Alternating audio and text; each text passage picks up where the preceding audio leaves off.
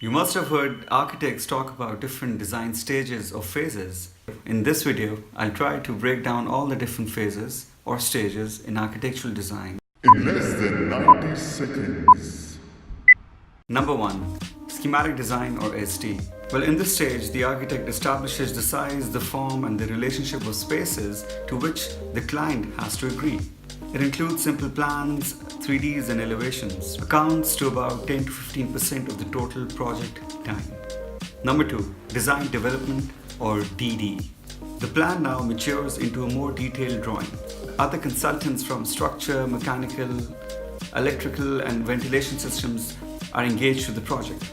Accounts to about 15 to 25% of the total project. Number 3. Construction documents or CD. This is the most work-intensive phase of the projects where all consultants must finalize technical details and drawings. The working set has to be made approval ready from local authorities. This phase accounts to about 30 to 40% of the total project. Number 4. Bidding. The drawings now go out to building contractors where they have to bid on the project. The architect coordinates with all parties to ensure a contractor is selected.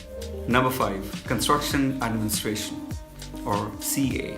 This is a post-contract stage where the architect now supervises the contractor and coordinates with all other disciplines. The architect stays on the project till the project is finished. This phase takes about 20% of the total project time, of course depending upon the size of the project.